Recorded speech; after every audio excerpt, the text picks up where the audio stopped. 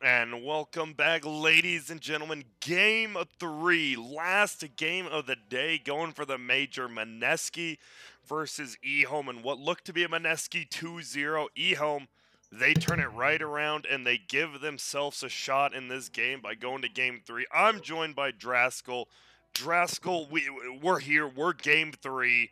Is Mineski feeling bad? Is Ehome feeling good? What are the thoughts? I mean, I think that Mineski are probably not feeling great, but at the same time, they were in control a majority of that game. Like there was maybe only 1 or 2 points where I felt like Ehome were really taking it to him in any sense, really. And then there was a couple of not hitting your button moments, and then the game just ended. And that's what happens when the game goes 40 plus minutes. You know, Yeah. you do some bad fights, and the game just freaking ends. So I think coming into the third game, Mineski are going to be feeling pretty comfortable with their drafts. I don't think they've lost the draft yet. At the very least, the second game was close-ish. Yeah. First game, they insanely outdrafted Ehome. So we'll see what happens. You know, it's game 3, new fresh look. See what they're bringing. Yeah. Well, we're gonna see an undying ban from Mineski. So even though we made fun of it a bit, I mean that's just undying, right? You call it the 8-minute hero. He does his job, and even though he doesn't look flashy at the end, he's just annoying, man. No one wants to play against an undying, right? Yeah, he actually had a couple of key plays in the last game. Innocence put the tombstone on the high ground for the Roche pit that we talked about. That canceled KP's blink, so he wasn't able to get into the Roche pit to stop the Roche attempt coming in Yeah. from the rest of his team. But yeah, it was good. Like I think that the Undying accomplished what it set out to. Sure, you're going to see him feed a lot, but that's just Undying. You know, he's just gonna randomly feed, and there's not much you can do about it. You're going to be low level unless you're like really crushing, in which case you probably already won the game. Yep, and look at this. Magnus first picking. It's our first of this guy today. We got some Slaughter, we got some Leshrig, and we got a lot of stuns coming out from Mineski early. Yeah, I'm surprised why it was like an instant Slardar. I mean, he is an anti-carry, and you're expecting either like a PA, a Jug, a Troll Warlord, perhaps. There's probably more that I'm not thinking of, but those are like the primary 3 Yeah. that you would normally pair with the Mag. But this is a Leshrac is a hero we don't see much outside of the NA teams, as far as I can remember. But maybe they're starting to catch on a bit how strong this hero actually is. Actually, I think they play it more mid, right?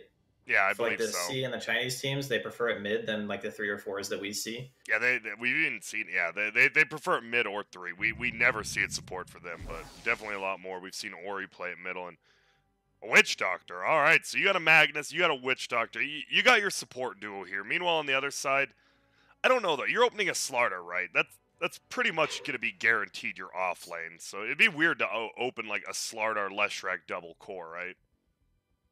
Yeah, I mean, it depends. Lesh is a flex pick to me, so there's always the opportunity to change it up if you feel like it's going to benefit you in any way. But yeah, I guess I'm leaning more towards the 3, or sorry, the 4 than anything else.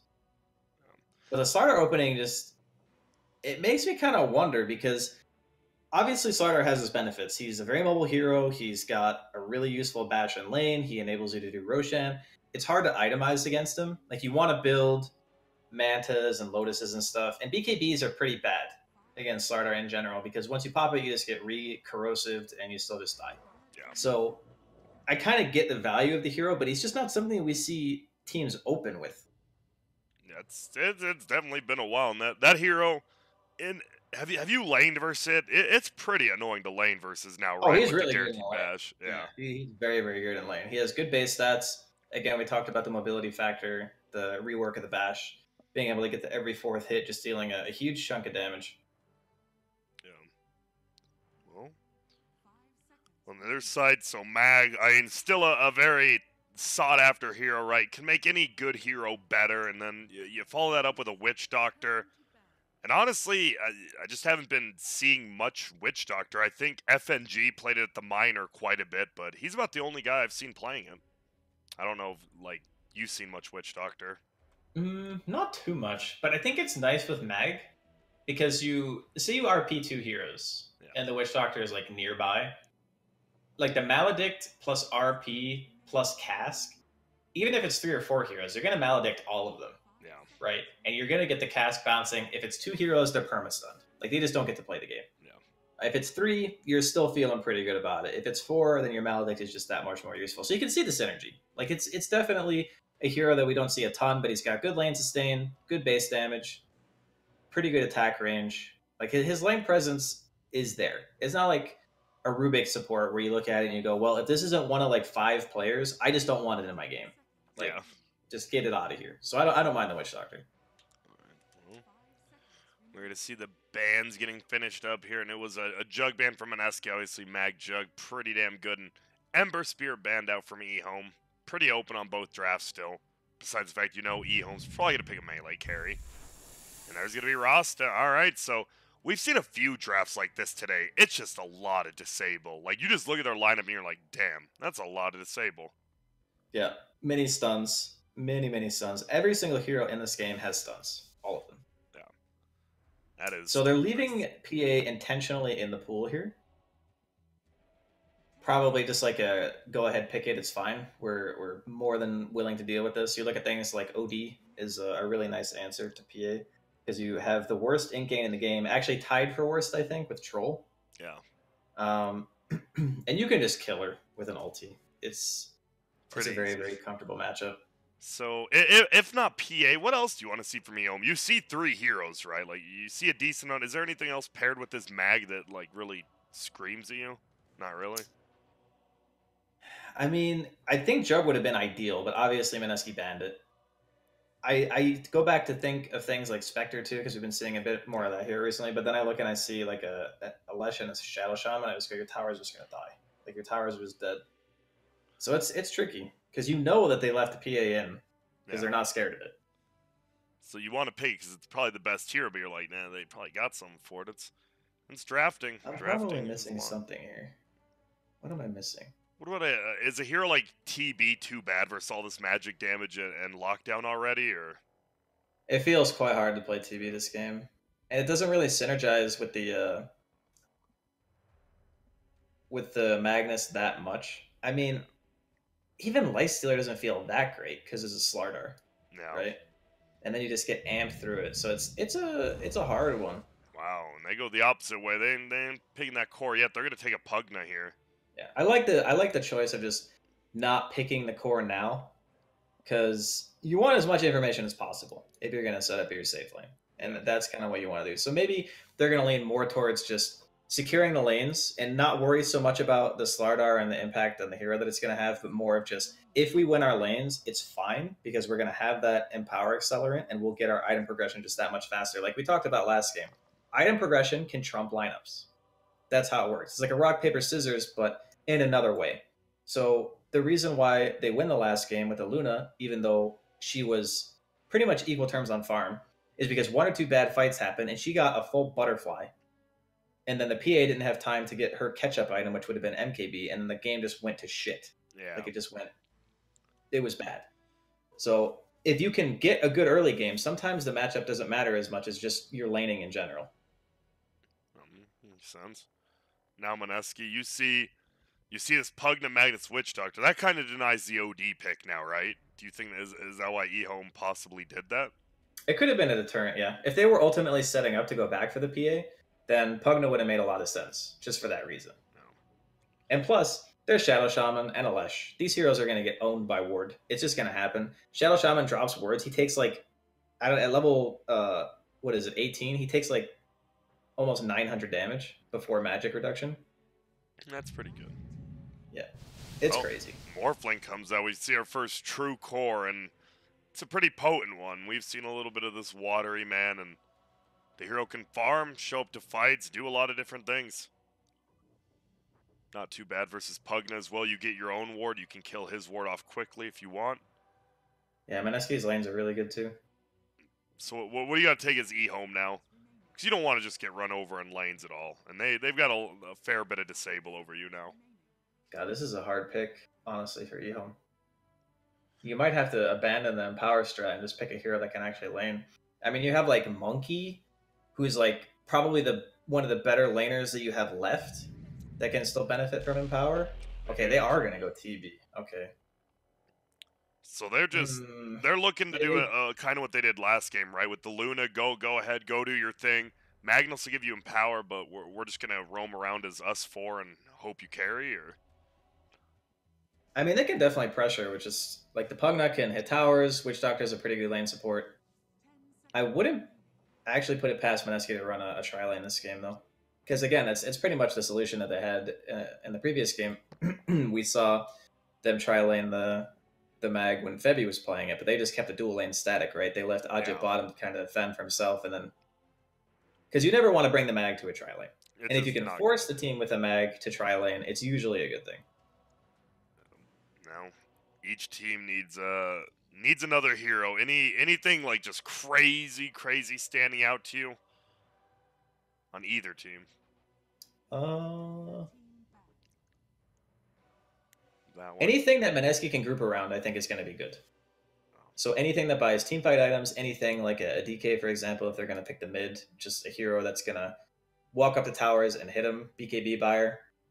I guess you have another way that you can go if you want to pick something that buys those items. Like Pango's in the pool, right? Yeah. Yes. So like I wouldn't even mind Pango for Mineski. He's very chaotic hero. He can walk to the mid lane. There's nothing in this game that really owns him, and he also buys Greaves. And I think you kind of want that if you're Mineski because you don't have that item yet, and you can actually you can use it to walk mid, and even if it's Pugna mid, it's whatever. Like you don't really care about that matchup too much. No. So, what you thinking? Like a Pango? What about Tide Hunter? Is a possibility of that or? Yeah, Tide's not bad. They could put the morph mid and just do Tide, Yeah. and then they'd have a safe lane. They'd have a safe lane Slardar, but I mean Tide does own Magnus and Terrorblade really freaking hard. You know, they're gonna ban out the Okay. Puck, the Moon Puck, a classic. Just you don't want to forget about that hero. And they're gonna go right into their pick. They're taking the Shadow Fiend. So you asked, and it looks like they will play. We've seen a lot of these last pick Shadow Fiends, but now you got a full counter pick here.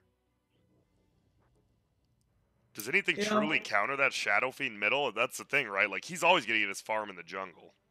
Well, there are heroes that kind of dumpster him, but most of them are heroes that kind of suck against Pugna. So like Lena's one of the heroes that you would say, okay, this hero dumpster Shadow Fiend, but you don't really want to play it in the Pugna because Ward is annoying. I still like Pango for Mineski, but we'll see. I mean, there's choices. Yeah, there is. They only have 29 seconds left, though, and this is a big one. You don't want to go. This is day one, right? You don't want to go down. It's game 3. You don't want to lose this last game. And they do take the Pango. Nice call. So that does mean it's going to be a pretty good lane for the Shadow Fiend, though, right? Should farm even more than normal, or no? Can Pangolier disrupt that? Pango actually has reasonable base damage. He got 4 base damage in one of the recent patches. Yeah. So he still has a lead. But yeah, Shadow Fiend's not going to feel threatened. He's going to go for the CS. They're going to manipulate the aggro. They're going to play the normal mid lane. And ASD might have a fraction more farm than normal on a Shadow Fiend. But I think it's more about what the Pango offers to the team. Yeah. Like the Pango buys the Greaves. He buys the Pipe. Those are items that you want to end the game with. He also can buy Crimson and stuff like that too. It just fits what they wanted, which is that centerpiece to be like, okay, we're grouping, we got our team fight buttons, let's go. And comparing TB to the other carries, you still don't like the Slardar minus armor, but you don't feel as bad about it, right, with how high your base armor is, or is it still like a pretty big problem? I mean, it can be a problem if you're just sitting there getting hit. Yeah. But if you have your Manta already and you have Sunder up, you're not really that scared of Slardar. Gotcha. So, well, which draft? You're going to game 3. You want to play one of these. Which one are you playing? I'm sticking with Mineski. I like their lineup. I think they have such good push potential. They have a lot of lockdown. Their team fight's pretty good. And I think that their late game is actually quite hard to deal with because the way that TB wants to play, he wants to just be a turret, right? He wants to hit meta, and he wants to just punch stuff. But it's going to be really hard to do that. KP's fast. Moon's on a fast hero. Ajit's going to have waveform. The only heroes you can really do that to are like the Lesh and the Shadow Shaman. So I think that what they wanted was a hero that wasn't going to get completely dumpstered by Slardar. So that, in that sense, TB kind of fits the bill. But at the same time, I feel like the later the game goes, the easier it gets for Mineski. I feel very similarly to how I did in game 2, where I think the drafts are pretty close, but if I had to pick, I would pick Mineski. All right. And it does feel like Ehome also has some of that, like, if they just dominate the laning phase, right, you just go uphill, 15 minutes, you got a Pugna, you got a TB sieging, you come out of that laning phase, so you're pretty scared. Yeah. So you I like this smoke yeah. from Ehome. This is nice. Why do you like it, though? Just scouting the lanes, Because or what does it do? it's because it's so common nowadays that you see people come and you drop the ward or whatever. Yeah. And sometimes they don't smoke and you'll just see them, right? And the ward just dies. Or you just assume that they warded and you drop the sentry anyway. But what the smoke does is it allows you to get the ward down way before anyone could possibly be there.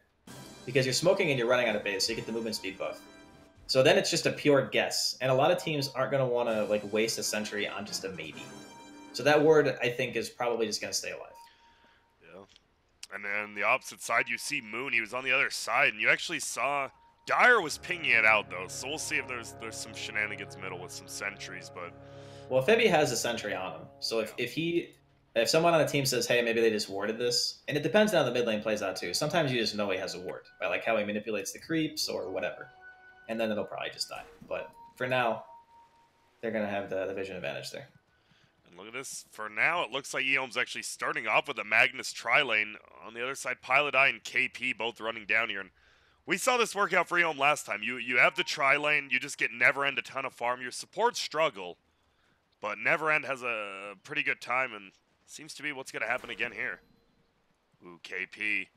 Can't really die here, but needs to be careful. Will take a lot of damage. Stun goes out. They actually will die here. Possibly maybe 3 more meta hits, but and definitely doesn't want to miss the CS and dive under the towers. So they'll just pump out some and begin the farm and controlling the lane. Dude, what does KP do down here? Will he ever be able to do anything even when meta's down? Well, the Mag is leaving. Yeah. When meta's down, he'll be able to contest the wave for sure. Okay. Without a doubt. Because it's level 1 Maledict on the Witch Doctor. So he'll take some damage here and there, but he'll probably get to use a courier a lot. It's going to be like him and the mid player that are predominantly taking it. So he'll get some regen ferried. And then it's a 2v1 in the top lane, so Ajit's going to be having a good time. Yeah. So he's not too torn up about this. Him has the Morphling. 4 denies, 2 last hits already. Doing some good job getting at level 2. Middle, as we know, it's Pangolier versus SF. 7-4 versus 6-3. Both of them doing a decent job farming up. And then bottom, KP that was the Pilot Eye. Yeah. SF is 2-2. Oh, okay, my bad. Yeah. They look kind of similar on the thing, right? I'm just crazy. Yeah. I'm actually just crazy. I knew that. Ooh, top lane, Jin Q actually in a little bit of trouble, but it looks like Febby already used stun. Wait, he finds him again. He has another stun up. Level 1 Leshrac stun, though. That thing's hard to hit, especially by itself. Yeah, it's a really small radius. Only 150. One of the smaller stuns. I mean, as long as the Morph is up here, hitting creeps, life is alright for Mineski. Yeah. They just need to make sure Pilot Eye and KP... I mean, you're not going to get much. You just got to play safe and hope for the best. Is he going to be okay? He's blasting. He does put himself in the decrep, but he's just going to get right-click down, isn't he? Sure is. Febby and Ajit. Dude, that was a sick stun from Febby. I don't know if he caught it, but like he was looping around the secret shop or whatever. He just threw a blinder. He just nailed him right in the face. And we just talked about level 1 stuns hard to hit. Febby may have messed up that skewer into the fountain earlier, but it's a good stun here. Now KP farming. The pull from Dire does get the big camp. And now, nothing crazy. So what is this Pugna? It's going to be tough for him now, right? The lane's way out of his favor. You just get stunned again. You're getting right-clicked all the way down, right? Yeah. This is a lane where he's going to have to, like... He can push out aggressively with the Nether Blast and then try to pull some creep system stuff, do some shenanigans, get some EXP. He's essentially the off laner. Yeah. Well, bottom lane still KP playing safe. They're not dying. Obviously, it is a Terrorblade tri-lane and a Magnus, so even though there's 3 heroes here, not the heaviest kill potential from Dire. And there's going to be Jin Q dying again, and I just missed it again. Febby just runs him down. Yeah, 2 points in the Edict. He was very far away from his tower. That's kind of why I suggested the pulling. Because if you're on your tower, Febby can't walk at you like that. And if he does, there's a good chance like the Witch Doctor can DP or something and can get a turn. But because of the way that that played out, he's too far away and he just dies. Now Pango. Sit in middle lane. What do we got now? It is 16-3 versus 18-8. So ASD on this Shadow Fiend, one of his heroes, is done to go. Bottom lane, they're thinking about it, but second meta pop looks like just to farm up decently. I mean, how do you feel this tri lane's going? It feels like the TB's just farming. Is that the only thing you need out of this lane? I mean, I guess that's pretty much all healing we're going to get, because they have a mag, you know? Yeah. We talked about how difficult it is to make this hero really functional in a tri-lane setting, but this is about the best you're going to get. Like, you're getting farm for the core that you want farm on, and sure, KP is getting EXP and Pilot Eye is getting EXP, but you can't have everything. That's why Dota is so complicated, because you're sacrificing something. Man, this mag, oh man, just getting blasted down from Pilot Eye. Runs out of mana though. Top Jin Q, look at, he is so scared now. Dude, the Leshrek's a higher level than him. That is a feels bad when you're, I mean, as you said though, it's solo and he's gonna go bottom. Yeah, they might lane swap now. It would make the most sense. I mean, that's pretty scary too though, right? If KP just hits up the shrine in 5 minutes, even just a Slardar running at you as this Pugna, you probably feel pretty frail this game. Wait, he just walked right past the bounty runes. Xingqiu's maybe a little bit out of sorts here. He's gonna let Pilot Die get them both. Oh man, even if Pi dies here, he's already done his job. He is happy and he is gonna die. Will he make it to the Ancients possibly? He's gonna try lightning something. Wait, what the hell? Didn't even wake him, maybe because he was deep crapped in now. Yeah, they will bring him down, but I'm sure Pilot Eye, his team's happy with him. Got both bounties. Yeah, that's completely fine. And man, they realize, like, we need to give Xingqiu a little bit of a game. Yeah. So he's going to transition into, like, sitting bottom here with the TB, and still going to be getting farm, but at least, you know, they're not going to have to worry about the Pugna just randomly dying. Yeah. This is odd, though, right? Your two cores just sitting bottom together, It's not even pushing not the tower. ideal. Yeah. I'll tell you that. It's definitely not ideal. But sometimes you don't have a lot of options, you know? And we've seen this, actually. Is Mineski just a really good early game team? They have always had the lead, right? Like, over 1,000, 2,000 gold, like, every time by the 5 to 6 minute mark. I don't know if that's, like, their draft or if it's just them. I mean, we'll get to see more of their games, so over time we'll be able to tell, like, they obviously favor lanes because they pick good laning heroes. Yeah. Man, Blast continuing to go, but top lane, Edict plus a full agility morph. This tower is just dying so damn quick. He's even going Midas. That's a 6-minute Midas on Ajit if he gets to the secret shop, or side shop, rather. Are you a fan of it? I know it's early, but it is on morph. It's kind of strange, right? It's a little bit weird, but honestly, I'm never gonna trash talk a 6-minute Midas. Like, it's one of those items where if you can get it that early, there's very few circumstances where it's really gonna punish you. Yeah. And well, Febby still chilling up here. Is there any? Are we just gonna see the lane stay like this, or do you think Febby's gonna rotate out? Or it seems like Mineski's kind of just happy. Oh, they're gonna go in on the backside bottom.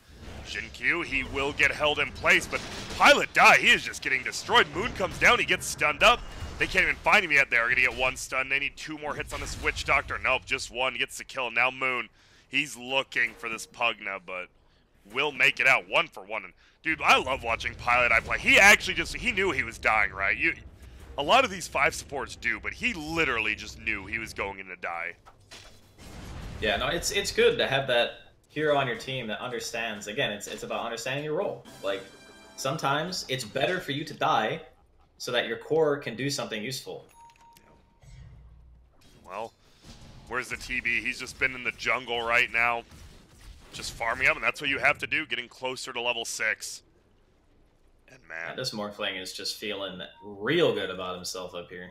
What are even? I'm looking at the net worth right now, and yeah, Morphling 1,000 gold above the TB. Obviously to be expected, but that is pretty damn high. Your TB obviously going to jungle well. You have Empower, right? So TB can farm the jungle even quicker.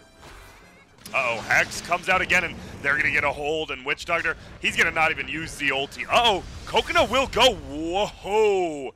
Maybe it should have just thrown out the ult as Pango. Instead, you will die there. Yeah, that was that's a level 9 Shadow Fan and a level 6 Pango. Yeah. So this is that's the one problem. ASD is going to keep farming though, right? It's how the heroes play the game. Like, the Pango wants to go around and he wants to do stuff with his ult. But the Shadow Fiend is content to just farm. So when you go and you try to gank where the Shadow Fiend basically lives, and you feed him a kill, that's like the worst of both worlds. Uh-oh, Febby. He's going to get skewered back. Look at this. ASD TPing there as well. This will be a kill. Who's going to get it? ASD will. Look at that, TB's there. Well, he's just farming, and I know it's a 1K lead for Mineski, but I'm sure the TB's happy. The SF seems pretty good, and both teams just farming right now. Bottom. Yeah. Uh-oh, Jinkyu, he's just gonna give him the suck here, and Slardar does not feel as good as he once did playing against that TB. Yeah, Pugner's actually a nice counter to Slardar, because pretty much everything that Slardar does is physical. Even his stun damage is physical. So if you're getting chased down, you get stunned, you get a nice little decrit from Jinkyu, you're feeling a little bit safer at least. And it's not like, I suppose you could still get Shadow Shaman spells cast on you or like Lesh Stun or something, but it's a lot better than having a Slardar just sprinting at you full speed. Can this Morphling going this Midas, right, has high net worth. Obviously the Midas not the biggest tell of net worth, but can he get to a point in this game where he's just farther ahead than the TB because of how quick he's farming? Bottom lane. Pilot Eye. Not die. Jinkyu, oh my god, the bash it. Has ulti, so they're scared to go on him. But look at that moon. Okay. One javelin, no boots. Guess what? It's all you need. The sniper, he's gonna go for the other one too? Ooh, and well, might go for this kill. We'll see if he wants to. Does he even have to use it? No. Dude, that was so many procs. Holy He actually smokes. javelined him like 3 times, I think. That was insane. Dude, all of a sudden, right, we were talking about this. Moon gets 2 kills, a bounty rune, and feels a little bit better now. Yeah, but that's the Pango, right? Yeah. Like, sometimes you run around and you feed, and then sometimes you run around and you just kill a support in one swashbuckle. That's what that hero does. That's true. So this TB, we bring it up. It just, both cores, or pardon me, Morph and TB are both just farming. Obviously, Morph with the Midas and a lane and a jungle to farm is going to farm quicker than this jungle TB, but when do you like come online as this Morphling when Zoroasta goes down bottom?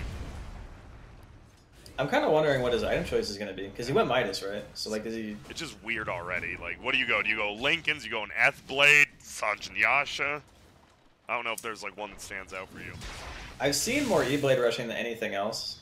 Yeah. And against a team like Ehome, it's actually pretty nice, because a lot of their heroes are pretty squish. But it just really depends on how greedy he wants to play it. Like, he's sitting on 2,800 gold, so he's thinking about it. He's thinking about the E-Blade. He's probably thinking about Linken's too. We'll go down, and middle lane looks like there's a ping. There's going to be a smoke. It's going to be a Leshrac, a Pango, and a Shadow Shaman, and they're thinking about this tier 2 top. They have the Morphling up here as well, 3k gold. As you said, probably going to be the Blade if you're saving up that much. Haven't seen a Butterfly first in a while, so doubt that's coming in. Uh-oh. This Magnus won't get silenced up. He should be able to get a skewer, and he is going to go, but Moon will just hit him. Stun will go out, and that'll be an easy kill. Jit will take it. They just plant the snakes. This tier 2 is going to drop. Edict's still going as well. Finally wears off, but I don't think they're going to be able to pressure bottom tier 2 as quick as they're doing the top tier 2. And Jinkyu just too scared. Backs up. Yeah, this tower is just full HP. I like the fact that he just dropped the wards there. A lot of the time you would ask the question, you know, why drop the wards when the tower's probably just going to die anyway? But it's more an issue of getting it done quickly so you can get back across the map. Because you know you're probably not going to be able to siege high ground at this stage. It's only 12 minutes in. You don't have the items required. It's better to just go in and get it done, you know, and then get out. Yep. That's what they did. Already start farming up the jungle everywhere. Moon trying to do, not the best jungler on Pango. Jit, he's just staying in that enemy jungle. 4 seconds on his Midas. Right, and he ended up buying something. What was it? He bought bots. Okay. He bought bots. So, 12-minute bots Midas. It's, he's playing the long con. Like, this is an item combination that I actually feel, if you get it super early, is almost imbalanced. Because you get the double TP, and you have a Midas. Yeah. So you're basically everywhere you want to be, whenever you want to be. And I think that's pretty much what he's putting the value in right now. Just making sure that you're always going to be able to participate in the fights if you want to. And at the same time, you're also going to be farming like a madman. And it's reflected in the net worth. Like, he's pulling ahead. He has 1,700. And he's still, look at this, he's just farming under where that tier 2 used to be. No one wants to do anything to him because it's pretty hard to. They don't really have that instant disable, right? They really don't. KP. He's going to be in trouble. He's running. Yeah, he's trying, but he's just going to die here. Going to get stuck, won't even get off some spells, and he just gets run down. And now we might see a tier 2 finally getting pushed here. Pugna here, Shadow Fiend here. Trying to get that level 15, get that Presence Aura affects buildings. That talent's actually like crazy. Yeah. That was one of those talents we talked about, right? Where one person does it after everyone says it's trash and everyone's like, wait, this is actually pretty good. Yeah, it's mainly also because of the Greaves build too, I think is why it came into such like a competitive light. ASD obviously going for the Eagles build this game, so he doesn't have like the same team fight contribution, but he'll be able to blow people up. Yeah, then, well, So Witch he Doctor. might actually be able to do this game. Witch Doctor should die. Nice Coconut actually bounces downhill, but Pango will just right-click him. Pugna will make it out, though, so it's successfully tanked gank by Witch Doctor. And Pango has a Blink, so Blink, second item after Javelin. You like it? They're just going all in on the space creating. Like, this is a build that is specific to, I want to fight, I want to cause a ruckus, and I want Ajit with his 8 billion net worth at 15 minutes to just keep doing what he's doing. Yeah. Looks like that's what he is going to do. 15 minutes, he's going to get a rune here. Will get attacked by his own illusions, but bottom, roll out will happen, and he's just going to swashbuckle away. And that is going to be 4 bounty runes again. Yule's into the air, though. Possible kill. Pilot seems to die a decent amount, holding the rest of the team back. Stun flies, misses, and Febby dies as well. So they get 4 bounty runes, which I'm sure the cores love, but you lose both your supports. Yeah, ASD unfortunately had a haste, so even Pilot couldn't stop them long enough from chasing down the +1. I mean, it's still a net worth lead for Mineski, but it does get to a point where putting all of the weight on one hero can kind of be detrimental, especially when there's abilities like RP and Sunder. Yeah. Because they're just so good at turning the pace of the fight around just with one key press. And that's the kind of thing that really makes it difficult for one hero to stand out and be like, yep, I'm just carrying this game. Oh. Moon just trying to hold back the Shadow Fiend bottom. And for the most part, 8 to 8, 1 kill a minute at 16 minutes. The slowest pace game we've had, but it's a game 3. You definitely don't want to lose this one in Jin Q. They're just running through the jungle.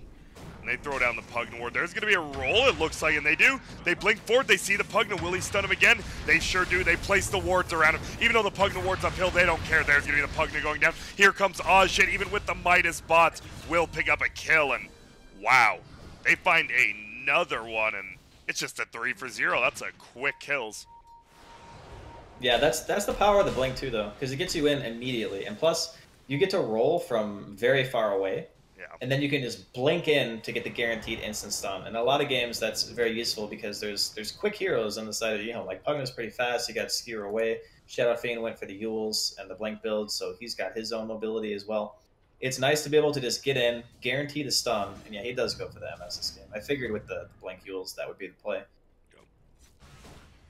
So where do you want to go on that? He's going BKB. Well, what's like your build after that BKB though? Do you go sheep stick? That seems pretty common, or do you actually need damage in this game?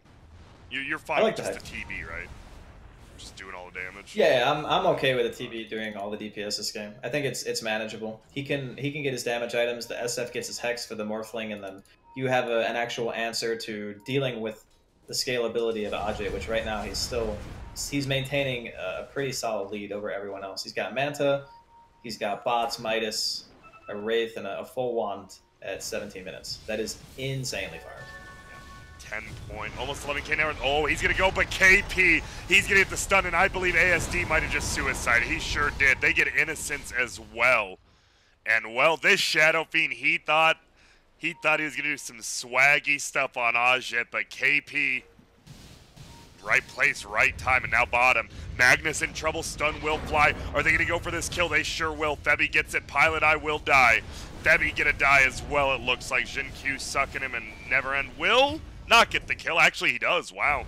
Gets the double, and, well, 2 for 2 trade, but losing that Shadow Fiend, probably the biggest loss out of all that.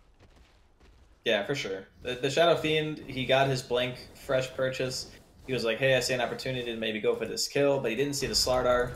And, KP's positioning was on point. He was standing so close but out of vision that there was no way that Blink Heals Requiem play was ever going to work. So just nice positioning, nice bait. Do you like so Midas Morph, Midas Slardar, you like those versus a TB? I think it's good because you're controlling the game. Yeah. So it's my opinion that if you have Midases and you're controlling the game, you are in like a commanding lead, even if you're not necessarily like hitting tier 3s or anything crazy like that. Plus you have Slardar and Shadow Shaman, so you get to take objectives basically whenever you want. And it's like the old Midas mantra. If it doesn't interrupt the game, Midas is fine. Like if there's no other item that you absolutely need at that given point in time, then the Midas is acceptable because you're not, you're not hurting your team fight. You're not making it so the enemy team can end the game.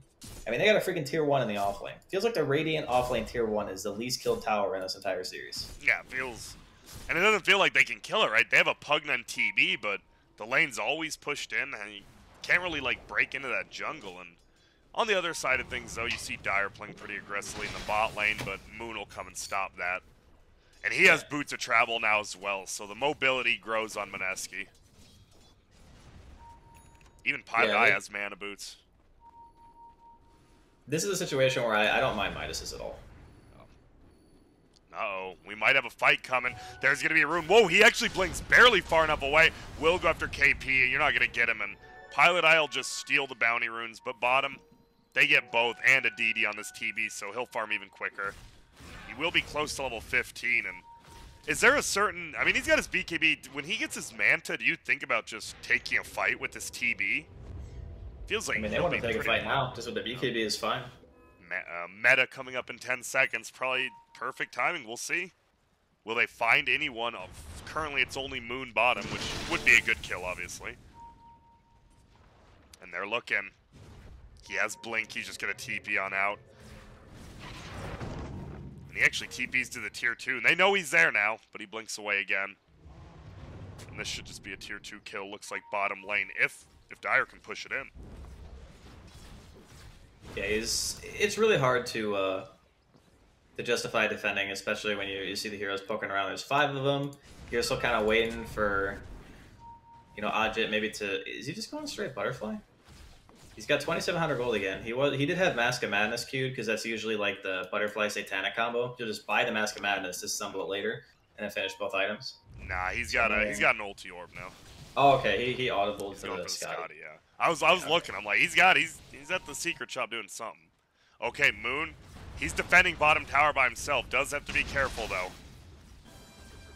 And he goes back to hiding and should go down. Pugna's right click won't get it. Actually ends. Illusion does, so even more gold there. Not too shabby.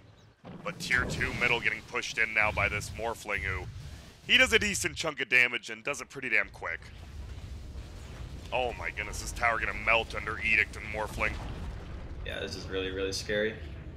They might even be able to get a tier 3 if they play their cards right. Is Mineski, how much stronger is Mineski right now? Are they a decent amount, or is it actually still pretty even? It's kind of even as long as the mag gets like an RP on 1 or 2 heroes that actually matter, At this point, it's a little bit rough because there is an Aegis. So normally you'd want to like RP the morph, try to blow him up or whatever, because there's no real save on the side of Mineski. So if you catch him out before he gets his strength morph off and you kill him, it's fine.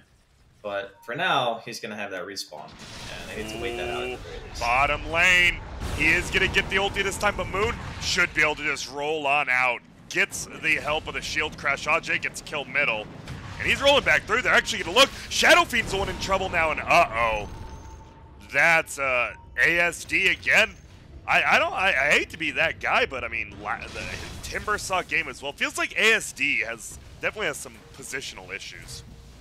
Yeah, I don't even think it's just that this game, though. I kind of disagree with this item build. Oh. Because, okay, so I think that Blink Fuel Shadow Fiend has its place. Yes. And from the respect of, okay, you have a core that's going to be doing all of your damage for you, that's a game where you would normally say, okay, yeah, let me just get Yule's Blink. But the issue is that there's a Slardar and a Morphling in the game. Yeah. So the reason why that's annoying for you is because you're going to pop your BKB, and all you're going to want to do is hit Requiem, and that's it. But if you get amped and the Morphling's just autoing you, you're dead. Like, you don't have any armor left. You have no armor items. You're getting chunked. Ajit's going to have a full Scotty here in a second, and your Requiem combo might not even kill. So, top lane, they're looking for him. And they actually find him. Oh my gosh, he gets bashed up, but he gets Dagoned. And All right, neither team wants to take a fight. They're pretty smart from Mineski because there's a lot of heroes. There's 5 heroes TP'd in here now. They know they got to take a fight. They have this TB, so you know the late game. You never know what can happen. A TB can just win a fight and shred your base, but you know the pressure's on. You've been kind of bleeding out a couple kills every minute. Do they want it? I mean, when do you take a fight with this TB, or do you just continue to let him farm? Because it feels like they missed that first smoke they were trying to do. Yeah, it was a really chaotic fight. Okay, Moon's just going in. He is. He will just roll away. Is there going to be more on the backside? It's just Pilot Eye. And the coconut bounces. He will go down. Meanwhile, Moon TPs. And he's gone. Ajit has a full Eye of Scotty. I don't know if you know, is the Morphling TB bug still existent? Where you pop meta and switch back to Morphling form at the same time? And you get the meta ranged in Morph form? I'm not sure if they fixed it. I don't know if they fixed it or not. I know it did used to be a thing, but it feels like if he's changing into him, it might still be. Because I haven't seen him use meta yet, so you're probably saving it for that occasion. Yeah. And it's very, I would say it's actually pretty broken. If you've seen it before, it is insane watching a Morphling do 600 damage from 1,000 range away. Yeah, it's completely insane. So we'll see if that's the case. We'll try to keep you out, but no fights being taken right now. Mineski just dominating the map, 9K lead. And we've seen them here before. Game 1, they stomped. Game 2, they had an okay lead early, but it just feels like they're controlling the map very well against this TV. Not letting him farm anywhere. This game is a bit different because their core player doesn't have the same susceptibility of being just blown up. Yeah. So, Ajit can play pretty balls out of this game, I would say, and it's not going to hurt him too much. He's even playing it extra safe and going back for BKB, even though I feel like he could just finish Satanic in it. But I might, we talked about it a little bit before, but that Shadow Fiend is just, this is such a hard game for him now. Because every single fight's going to be the same. He's going to maybe get his Requiem off, and then he's going to die. Yeah, does not feel fun for the Shadow Fiend, for sure. I've played Shadow Fiend in this position, and, had these items against heroes like Slardar and Morphling, and it does not feel good. It's just, I would much prefer to have seen him just get Greaves, honestly. And that's seems to be the pretty standard build. I mean, that's why, the CIS teams have been picking him, you just get Greaves, get the Presence Orphex buildings, just run at buildings. Here it feels like we're just old school Shadow Fiend, and never felt like it really worked before either. I mean, like I said, there's a place for it. Yeah. Maybe the place isn't this patch, but who knows? KP, we haven't heard much from him. He had that Midas, obviously. He has a BKB Blink now. And, well, he's pretty much just guaranteed to just bash someone to death, it feels like. Yeah. Looking for someone to use Midas. Feels bad, no creeps. Use it on the small one. He's just like, I just need to use it, please. That's fair. Having your Midas just being up is the worst feeling. It has, especially when you die too or something. But middle lane, they might initiate on Moon, but he blinks to his team, connects on up, and they're very well could just be a giant 5-on-5 fight. But it looks like Dire, they're playing it pretty safe here. Tons of illusions, cutting creeps. That's how you want to do it. Bottom ASD gets his level 20, and he TP'd in. He takes a lot of damage just from one bash and one stun. They will get out. Now the tower will be under a little bit of pressure, actually, top, and lose a 600 HP. And if you're Ehome, you just group up like they're doing? Yeah, this is probably the stage in the game where you want to start thinking about taking engagement. You got the Empower, you got the Scotty, the BKB, the Manta, the drums. En's got enough items. He is at the point now where he can do some stuff. Yeah. We'll see. Level 18 has the level 3 Sunder. Still scary, because you have that TV. You're okay, Let's get me to level 25. Let's see what we can do. Oh, they drum it, but they don't look for Moon.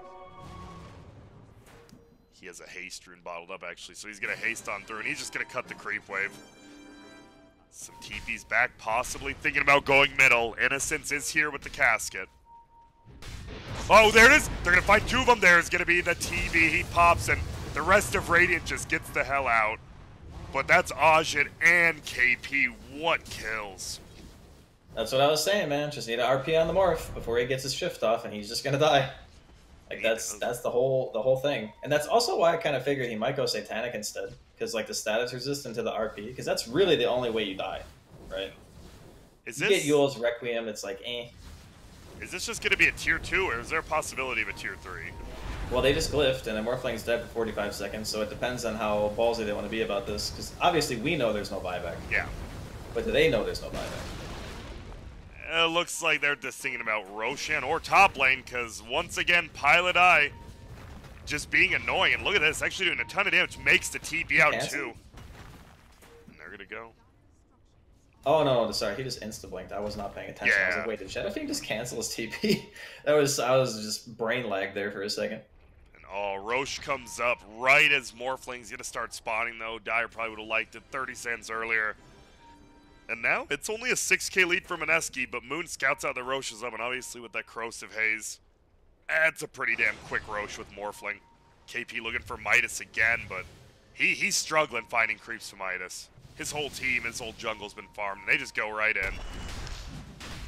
Yeah, this is a nice timing. You know, RP's down, you had your one really big key kill. It actually kind of sucked for Ehome at that timing because Roche wasn't up yet until after, right? After they took the tier 2. Yeah. So they could have potentially gone for it themselves, but now there's going to be a Aegis on the Morphling, which means the RP thing is not going to work. And now you got to buy 6 minutes. Yep, he has a cheese as well, so he's just got a ton of stuff. Ajit, level 20 as well, goes for the waveform attacks targets.